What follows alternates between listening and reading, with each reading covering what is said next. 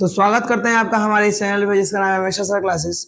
और यहाँ हम पढ़ने वाले हैं आज एक चैप्टर जिसका नाम है फ्रैक्शन। तो जानते हैं पहले ये फ्रैक्शन होता क्या है और कौन कौन सी चीजें हम लोग इस फ्रैक्शन में पढ़ना होता है। फ्रैक्शन का डेफिनेशन हमने लिखा है कि a fraction is a number of the form p by q such that q is not equal to zero. मतलब कोई भी नंबर इस तरह से अगर p by q के फॉर्म में लिखा हुआ है जिसमें जो p होता है वो हमारा न्यूमरेटर कहलाता है और जो हमारा q होता है वो डिनोमिनेटर कहलाता है, इसको हम फ्रैक्शन बोलते हैं। जैसे मान लीजिए मैंने कहीं बोला 2/3, तो 2/3 का मतलब क्या हुआ कि इसमें ये p by q के फॉर्म में लिखा हुआ है और 2/3 क्या है, एक फ्रैक्शन है। जिस भी नंबर को हम लोग इस तरह से p by q के फॉर्म में लिख सकते हैं उसको हम लोग फ्रैक्शन ही बोलते हैं। तो हमारा जो 2/3 हो क्या है, एक फ्रैक्शन है। यहाँ पे 1/3 भी क्या है, हमारा एक फ्रैक्शन है। अब जरूरी नहीं है कि डिवाइड में जो नीचे नंबर है, जो नीचे वाला जो डिनोमिनेटर है, जब वो 3 रहेगा तो ही फ्रैक्शन है।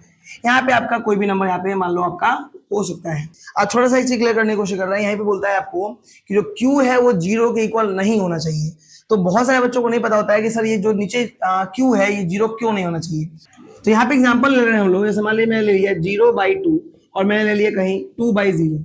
तो इन दोनों में अंतर क्या है हम पहले जानने की कोशिश करते हैं। पहला जो 0/2 लिखा हुआ है इसका मतलब ये होता है कि अंदर जो डिविडेंड है वो 0 है और इसको डिवाइड करना है 2 से।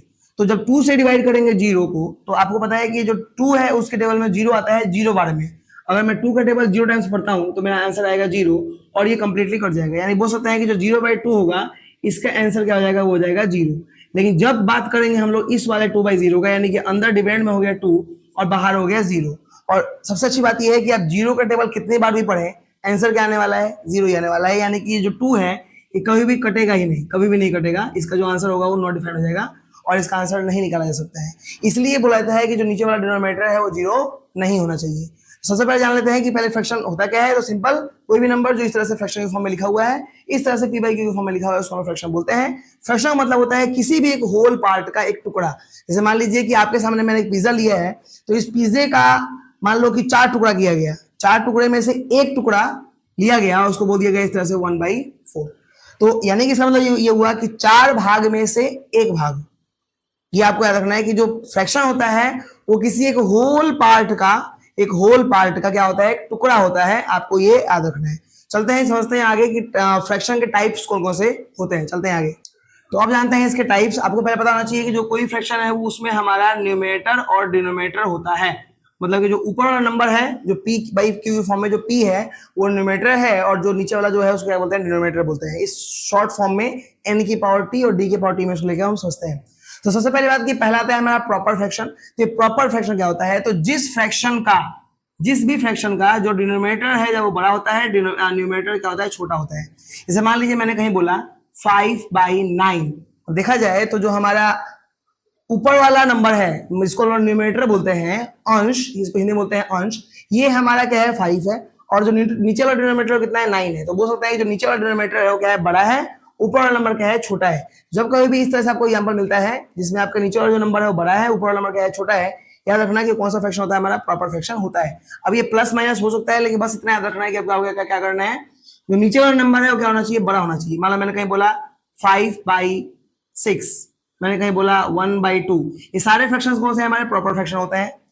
तो आपसे कोई पूछे कि प्रॉपर फ्रैक्शन क्या होता है, तो आप सिंपल बोल सकते हो कि proper fraction is a type of fraction in which denominator is more than the denominator. इस तरह से आप बना के खुद से इसका डेफिनेशन बोल सकते हैं।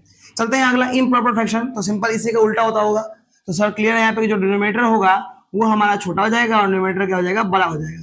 जैसे मान लीजिए मैंने कहीं बोला 5/2। तो देखा जाए तो जो ऊपर वाला सेक्शन है जो हमारा न्यूमरेटर हो गया बड़ा हो गया और जो डिनोमिनेटर हो गया हमारा छोटा हो गया। मैंने कहीं बोल दिया 7/3। तो हमारा क्या है, ये भी हमारा इम्प्रॉपर फ्रैक्शन का ही एग्जांपल है।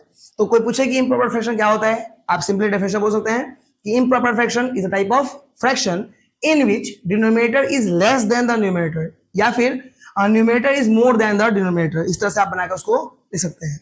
चलते हैं अगला, मिक्स फ्रैक्शन। तो ऐसा कोई भी फ्रैक्शन जो मिक्स्ड हो, मतलब कि उसमें इंटीजर्स भी आते हो और उसमें फ्रैक्शन भी आता हो। अब इंटीजर क्या होता है, तो इंटीजर का मतलब होता है जैसे कि 0, 1, 2, 3, 4, 5 ऐसे काउंटिंग वाले नंबर और -1, -2, -3, -4 ऐसे वाले नंबर। मतलब जो नंबर इस तरह से आते हैं उसको बोलते हैं इंटीजर्स। और जब कभी भी इंटीजर्स और हमारे ये जो फ्रैक्शंस है जब कंबाइन रहेंगे इसको बोलेंगे मिक्स फ्रैक्शन। जैसे मान लो मैंने बोला 1 2/3, इसको इस तरह से पढ़ेंगे कि 1 इंटीजर 2/3। मतलब कि 1 इंटीजर रहा और 2/3 क्या रहा, एक फ्रैक्शन रहा। इस तरह से पढ़ सकते हैं आप लोग कि 1:2/3, 1:2/3। तो इस तरह से शॉर्ट फॉर्म में इसको पढ़ाया जा सकता है। तो ये हमारा इसका एग्जांपल हो गया, मिक्स फ्रैक्शन का एग्जांपल हो गया। जैसे मान लो मैंने कहीं बोल दिया 5:2/9 हो गया, तो ये भी हमारा क्या हो गया, एग्जांपल हो गया मिक्स फ्रैक्शन का। तो कोई पूछे कि मिक्स फ्रैक्शन क्या होता है, तब सिंपल बोल सकते हैं कि mix fraction is also type of fraction in which they carry integers and fraction both, मतलब कि उसमें इंटीजर्स और फ्रैक्शन दोनों आते होंगे। अब आते हैं लाइक फ्रैक्शन और अनलाइक फ्रैक्शन के बारे में। तो लाइक फ्रैक्शन का नाम समझ में आ रहा है कि जो फ्रैक्शन लाइक करता हो, दूसरे को क्या करता हो, लाइक करता हो, चाहे एक जैसा हो। जैसे मान लो मैंने बोला 5/3, 8/3, 1/3, 9/3, मतलब इस तरह से सबके डिनोमिनेटर क्या हो जा रहे हैं, सेम हो जा रहे हैं। तो जब ये हमारा कोई भी एक सेक्शन न्यूमरेटर वाला सेक्शन हो जाए, चाहे डिनोमिनेटर वाला सेक्शन हो जाए, जब वो लाइक करने लगे, एक दूसरे के बराबर हो जाए, उसे क्या बोलते हैं, लाइक फ्रैक्शन बोलते हैं। और अनलाइक फ्रैक्शन क्या बोलते हैं, इसका मतलब कि जो नंबर है वो क्या रहे, डिफरेंट डिफरेंट रहे। माना मैंने कहीं बोला 5/3, 1/4, 9/2, मतलब कि कोई भी नंबर मैच नहीं कर रहा है, ना हमारा ऊपर वाला नंबर मैच कर रहा है और ना नीचे वाला नंबर मैच कर रहा है, तो उसको क्या बोलेंगे, अनलाइक फ्रैक्शन बोलेंगे। ये आपको याद रखना है। अब कोई पूछे कि लाइक फ्रैक्शन क्या होता है, तो सिंपल बोल सकते हो कि like fraction is a type of fraction in which numerator और डिनोमिनेटर, और का मतलब कोई एक, न्यूमरेटर और denominator is same, are same. And unlike fraction वैसे ही न्यूमरेटर और denominator are same, not same. अगर दोनों में से कोई भी अगर एक भी सेम नहीं रहा, सेम नहीं है, तो हमारा क्या रहेगा, वो अनलाइक फ्रैक्शन रहेगा। बात करते हैं इक्विवेलेंट फ्रैक्शन का। तो ऐसा फ्रैक्शन जो उसके ही इक्विवेलेंट है, मतलब उसको सॉल्व करने के बाद उसके ही बराबर आ जाए। जैसे मान लो मैंने कहीं बोला 2/3 लिखा हुआ है और किसी बच्चे ने इसको 8/12 लिखा है, कहीं लिखा हुआ है 2/3 और किसी बच्चे ने इसको लिखा है 8/12।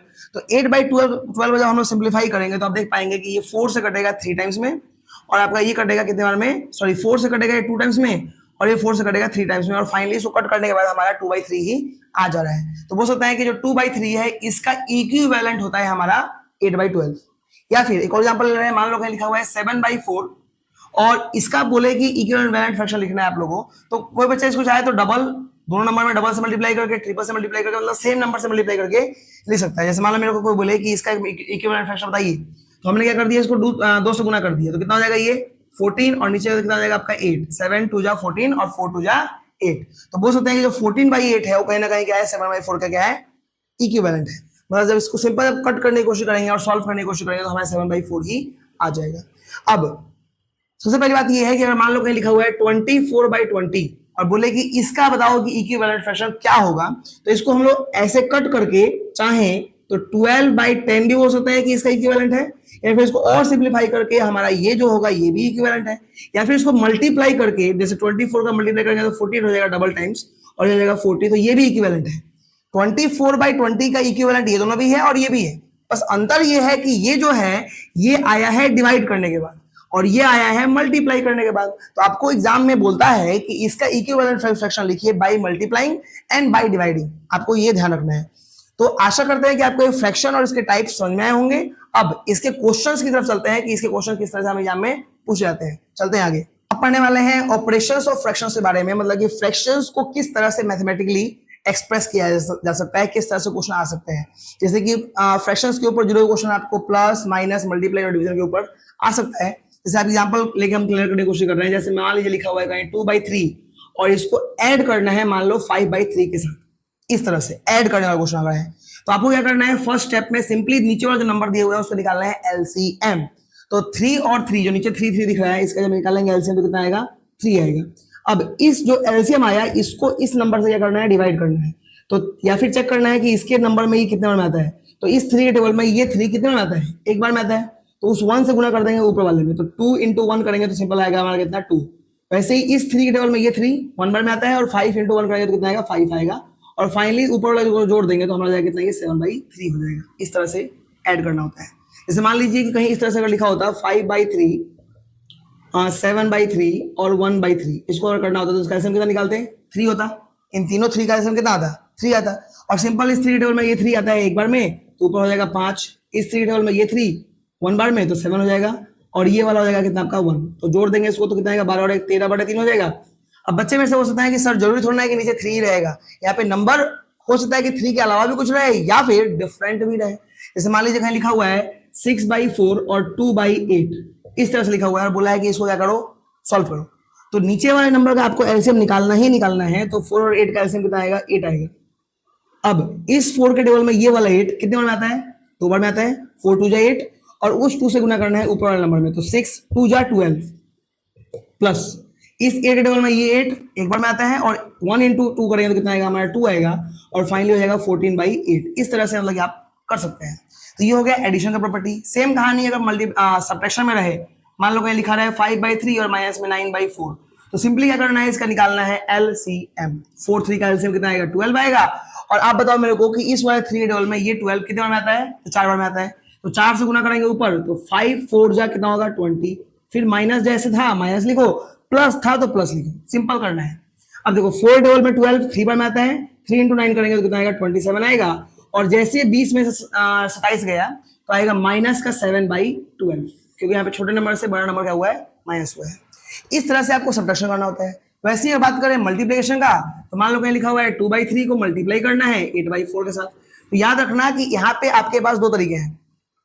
पहला तरीका क्या है कि न्यूमरेटर को न्यूमरेटर के साथ गुना कर दो और डिनोमिनेटर को डिनोमिनेटर से क्या कर दो? गुना कर दो। इस तरह से, मतलब ऊपर वाले नंबर को ऊपर वाले से, नीचे वाले नंबर को नीचे वाले से।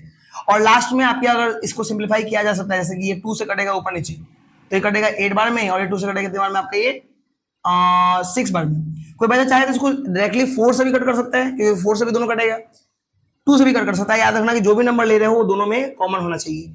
जैसे 2 से दोनों कट गया, अभी ये 8 और 6, अब ये और कटेगा 2 से, तो कितना होगा? ये 4 होगा, कितना होगा? ये 3 होगा। तो बोल सकते हैं कि इसका जो फाइनल आंसर आएगा वो कितना आएगा? 4/3 आएगा। इस तरह से अगर बहुत सारे नंबर भी अगर लिखे हुए हैं, मान लो 2/3 लिखा हुआ था, 8/4 लिखा हुआ था, और एक और नंबर मान लेते हैं, मान लो 10/5 लिखा हुआ था, थोड़ा दिमाग लगाएं तो इस वाले 2 से ये वाला 4 कट सकता है। याद रखना है कभी भी इस तरह से आप कट करने की कोशिश कर रहे हो तो ऊपर वाला नंबर एक अलग टीम में होता है और नीचे वाला नंबर एक अलग टीम में होता है। तो ऊपर वाला नंबर नीचे वाले को कट कर सकते हैं और नीचे वाला नंबर ऊपर वाले को क्या कर सकते हैं? कट कर सकते हैं। तो हम चाहें तो इस 2 से इस 4 को कर सकते हैं 2 बार में, और इस 2 से ये 10 कटेगा 5 बार में, और ये 5 से 5 का हो गया, कट गया, और सिंपल आपका बच गया ऊपर 8 और नीचे क्या बच गया? 3। इस तरह से भी मतलब कि आप मल्टीप्लिकेशन करते हैं। आते हैं डिवीजन वाली प्रॉपर्टी पे। मान लो क्या लिखा हुआ है 2/3 को डिवाइड करना है, मान लो आपको दिया हुआ है 8/12 से, इस तरह से डिवाइड करना है। तो डिवाइड जब इसको करना है, सिंपली क्या करना कि इस डिवाइड को जब हम मल्टीप्लाई के फॉर्म में लाएंगे तो ये नंबर रिवर्स हो जाएगा, नीचे वाला नंबर आ जाएगा ऊपर और ऊपर वाला नंबर क्या आ जाएगा? नीचे आ जाएगा। और उसके बाद सिंपल मल्टीप्लिकेशन को आता ही है, या तो ऊपर ऊपर मल्टीप्लाई कर दो, चाहे सिंपली करने वाला है तो कट कर दो उसको। देखो देखा जाए तो ये 2 से कटेगा, ये 2 1 जा 2, और ये 2 से कटेगा कितने बार में? 4 बार में। ओके, अब इस 4 से कटेगा ये वाला 12 कितने बार में? तो 4 1 जा 4 और 4 3 जा 12, और ये 3 से ये 3 कट गया, मतलब सारा नंबर कट कट के सब खत्म। अब देखो ऊपर वाला जो नंबर है 1 इंटू 1 करेंगे तो 1 आएगा, नीचे भी करेंगे तो 1 आएगा, एंड फाइनली हमारा कितना आ गया? आंसर 1 आ गया। इस तरह से बेसिक ऑपरेशंस हमारे प्लस माइनस मल्टीप्लाई डिवीजन के ऊपर आते हैं। अगर आप चाहते हैं कि आपको हम फ्रैक्शंस के ऊपर गुड मास लेवल के क्वेश्चंस, वो फ्रैक्शन लेवल के क्वेश्चंस जो सॉल्व करने में बच्चों को प्रॉब्लम्स होती हैं, वो आपको सिखा दें, तो इस वीडियो के कमेंट सेक्शन में आप कमेंट कर दीजिए पार्ट 2। आपके लिए हम ला देंगे इसी फ्रैक्शन का पार्ट 2 सेक्शन, जिसमें हम लोग कंप्लीट कर देंगे उन सारे क्वेश्चंस को। अगर वीडियो आपको अच्छा लगा हो तो वीडियो को लाइक कर दीजिए, इस चैनल को सब्सक्राइब कर दीजिए, और इस वीडियो को अपने दोस्तों के पास शेयर करना ना भूलें। Thanks for watching.